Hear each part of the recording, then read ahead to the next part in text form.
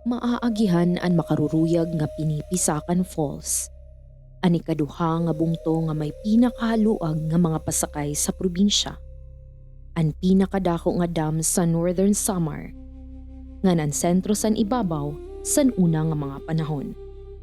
Sadto gintawag nga binuntuan, Anlas Navas, masusugad nga sayo nga treasure trove sa norte san Samar.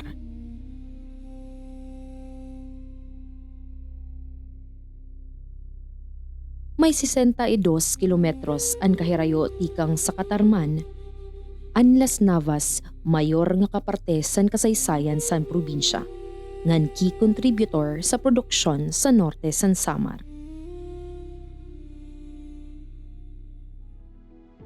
Tigaman san paghatag importansya san gobyerno probinsyal, ginkadto ang mga barangay san Bugay, Higinta, San Jose, ngan Rojas sa Las Navas para maghatag libre nga serbisyo, ayuda, ngan suporta sa mga mulupyo sa ika-39 na Kauswagan Caravan. With this provincial government program, malaking tulong ito. Daop na palad na naibigay yung serbisyo dito mismo sa barangay. Malaking oportunidad ito, hindi lamang sa mga taga-barangay Bugay, sa lahat ng mga barangay na kasama. Yung mga walang oportunidad na makapagpa-check up, nabigyan sila ng pagkakataon ngayon, may kasama pang vitamins at gamot. Malaking pasasalamat kami sa ating governor at ating congressman at sa mga bumubuo nito, mga sponsor natin. Ikang sa Provincial Government of Northern Samar, nagpapasalamat kami sa iyo waray lubad nga pagsuporta sini nga 39 Kauswagan Caravan.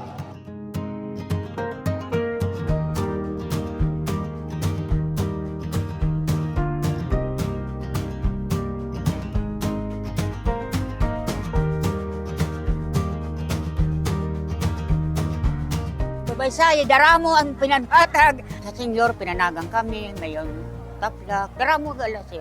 Kay nakakabulit sa So katsan, nagpa-pick up ka, tatagang kabulong ano, naibuwaruan na imo sa kanano. Isa lalamat insan nga kanan. Kay kung magpa-pick up sa Sabot Navas, mahal yan ang gasolina, mahal ang pagbayad namo. Mas mabupay kay hani sira. Libre na sa mga kabataan ang nagpapaturi. Makurigod talaga kay may bayad pag nakatuwa na sa kuwan sa bungto. Yan adihan libre. Kaya salamat po nga damo kay sayo anak bata nga natuturi sa libre. Na serbisyon kami pinaagi simpag, padintal, dako nga pasalamat ug daramon mga ginhatag nila mga pagkaon, mga gamit sa kabataan.